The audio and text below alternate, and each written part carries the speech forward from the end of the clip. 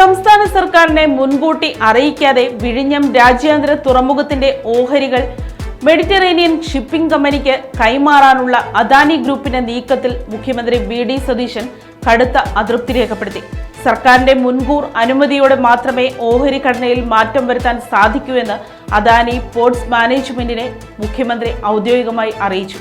നിലവിലെ നിർദ്ദിഷ്ട കരാറിലെ വ്യവസ്ഥകളും മറ്റ് ചട്ടങ്ങളും കർശനമായി പരിശോധിച്ച ശേഷം മാത്രമേ ഈ വിഷയത്തിൽ തുടർ നടപടികൾ സ്വീകരിക്കുകയുള്ളൂ എന്ന് അദ്ദേഹം വ്യക്തമാക്കി. സംസ്ഥാനത്തിന്റെ താൽപര്യങ്ങൾ സംരക്ഷിക്കുന്നതിനൊപ്പം വിഴിഞ്ഞം തുറമുഖത്തെ ലോകോത്തര ട്രാൻസ്ഷിപ്മെന്റ് ഹബ്ബാക്കി മാറ്റുക എന്നതാണ് സർക്കാരിന്റെ പ്രഥമ പരിഗണനയെന്നും മുഖ്യമന്ത്രി കൂട്ടിച്ചേർത്തു. അതേസമയം സംസ്ഥാനത്തെ ഏറ്റവും വലിയ വിദേശ നിക്ഷേപമായി കണക്കാക്കപ്പെടുന്ന 13,000 കോടി രൂപയുടെ ഈ അദാനി MSC ഇടപാട് രാഷ്ട്രീയ വിവാദങ്ങൾക്കിടയിലും യാഥാർത്ഥ്യമാകാനാണ് സാധ്യതയെന്ന് ഉന്നത സർക്കാർ വൃത്തങ്ങൾ സൂചിപ്പിക്കുന്നു.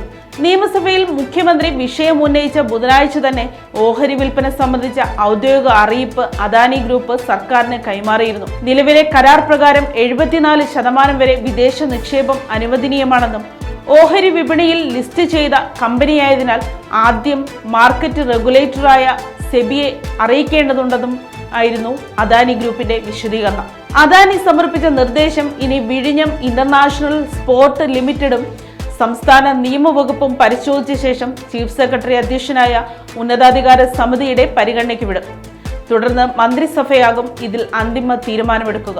ദേശീയ സുരക്ഷ, പൊതു താൽപര്യ സംരക്ഷണം, ന്യായമായ മത്സരം, എല്ലാ കമ്പനികൾക്കുമുള്ള തുല്യ അവസരം, തുറമുഖത്തിന്റെ ഭാവി വികസനവും സംസ്ഥാനത്തിന്റെ വരുമാനവും എന്നീ 5 പ്രധാന ഘടകങ്ങൾ വിലയിരുത്തിയാകും സർക്കാർ ഈ ഓഹരി കൈമാറ്റത്തിന് അനുമതി നൽകുക. നടത്തിപ്പ് കമ്പനിയായ AVPPLന്റെ 49% ഓഹരികളാണ് MSC സ്വന്തമാക്കാൻ ഒരുങ്ങുന്നത്.